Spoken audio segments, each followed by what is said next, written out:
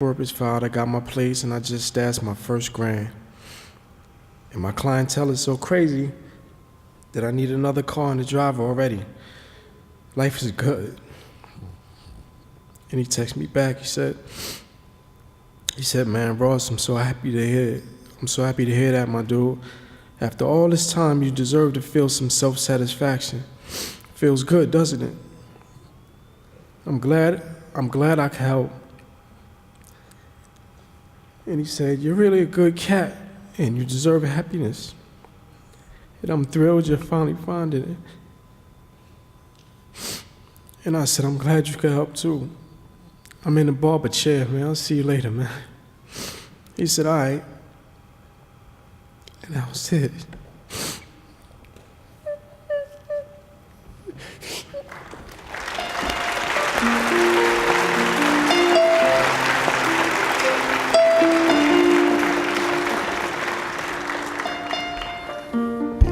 That's the kind of impact that Lord has on grown people.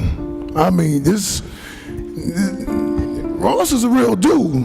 I ain't never seen Ross cry a day in my life. But that's the kind of impact and love that Lord showed everybody. Just reading that text message, he meant that. And he knows that. Right now, while we're still in New York City, we're gonna bring up the man that brought Lord in and gave him the opportunity to follow his dream while he was in New York. Y'all give it up for James.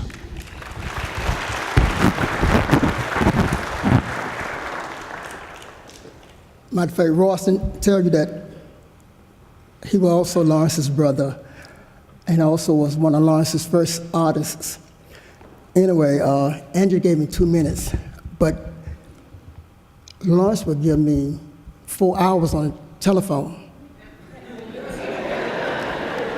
Anywho, and Clear Channel, he was mine before he was yours. It goes like this. In 1987, Dwight introduced me to Law and to Willie, Carlos, and Dice. And so Law was interested in music, so he came to New York. And he said, James, I love this. When my uncle used to take me to Jersey, I couldn't wait to get to New York. So Willie had to go to Connecticut. Shame on you, Willie. I don't know where he is, had to go to Connecticut. So we spent a lot of time together. Anyway, let me do this first. On March 5th, 1970, you gave him to us. Both of you gave him to us. And on September 19th, you gave him to God. And 23 years ago, you gave him to me. He made me his godfather 23 years ago. And although my son is here, my daughter-in-law, actually my oldest daughter, my daughter-in-law, my oldest granddaughter are here, and my other god kid, Push, is here, Tony is here, and Dwight, and I'm sure I'm forgetting someone. He was not my first son, because Donna is my first son. He's just my son, and when y'all gave him to me, Diane, I took care of him. I went to see the Browns. I went to see the Hans, and for you to allow him to come to live with me in 1991.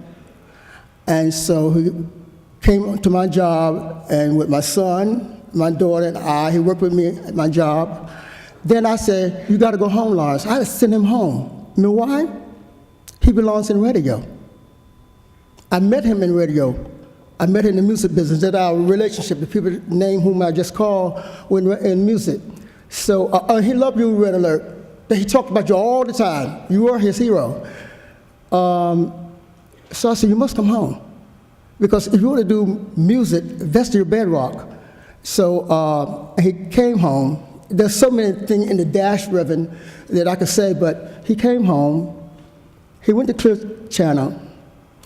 And yes, we talk often.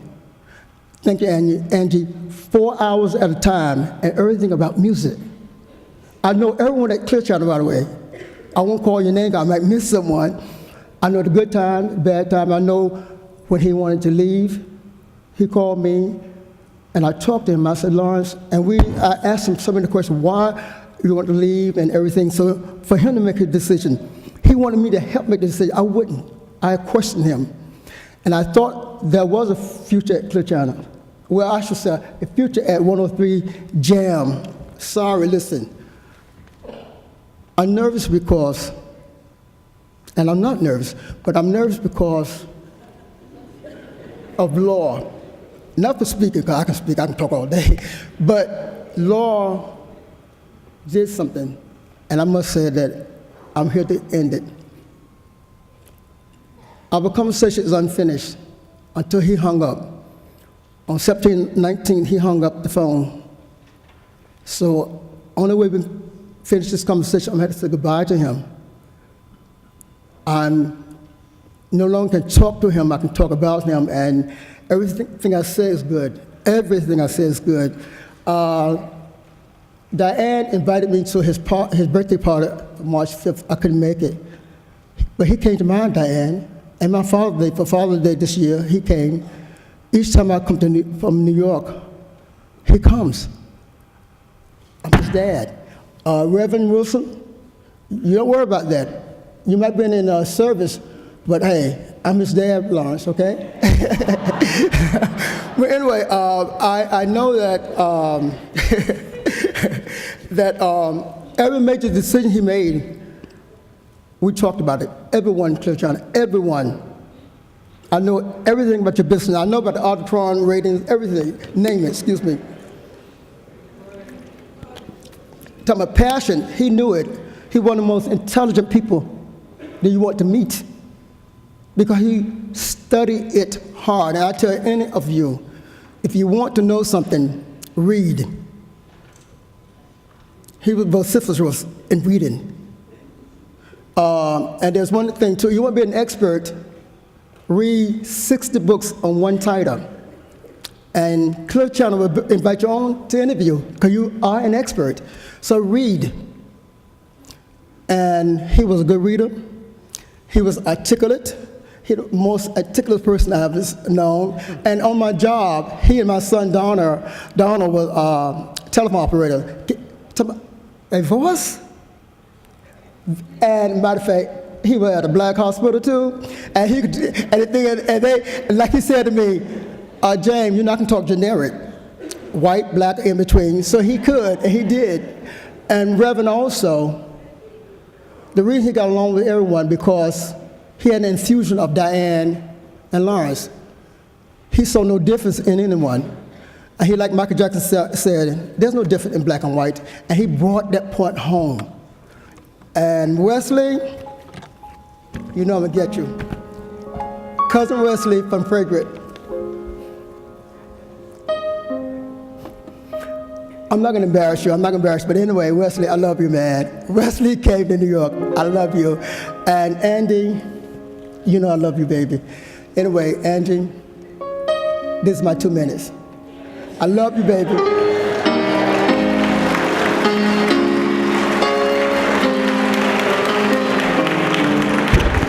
Thank you, James. Thank you. Thank you, for real. I mean, but like I said, if you know law, you can talk about law all day. It goes without saying. We thank you. Now we have one more person that's going to speak live. Then we have something very special for you after that. So right now, I'd like to welcome to the stage, at least to the podium, a good friend to the family, my man Bill. He just got back in the States he's been in Iraq and fighting wars and doing everything else for us. We're just glad you're here, man.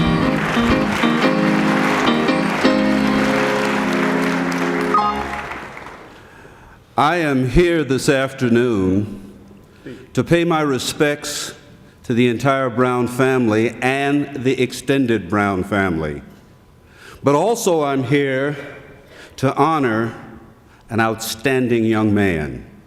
And I say outstanding because he was destined to be outstanding. In fact, He didn't have a choice. You see, he came from a very loving family, and in that household that he grew up, nothing but love. Nothing but love. I had the pleasure, along with my family, to experience that love.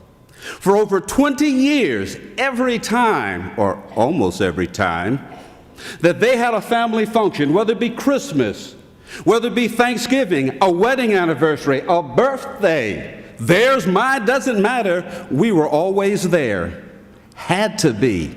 Because early on, we missed a function. The very next day, Diane was on the phone chewing me out like, where were you? Well, it was a family thing and I didn't. No, from now on, you don't get an invitation, you just know to be there.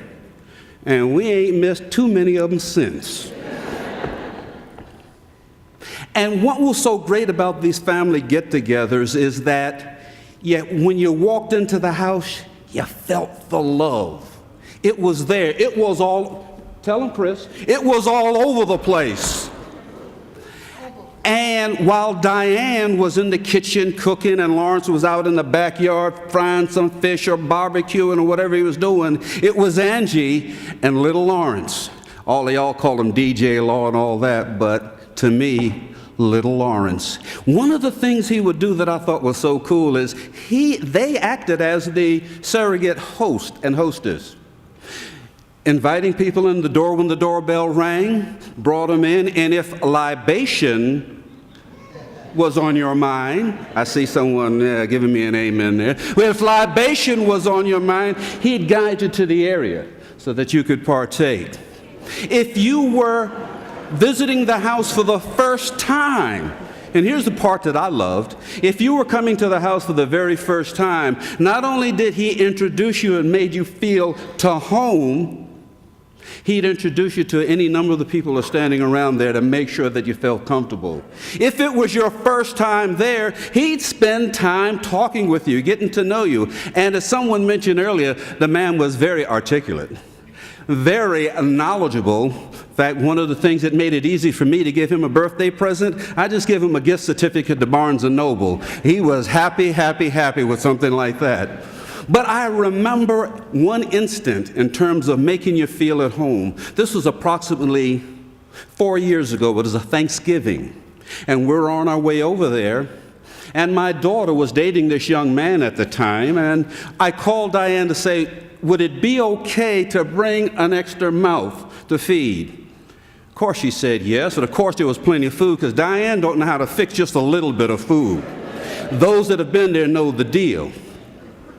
So they come in there, Lawrence meets the guy, they started talking, and they spent a lot of time talking. I thought, wow, they're really hitting it off good. At least he's made an impression on one of the Brown family. He's still got to pass Diane's inspection yet later, but that's okay.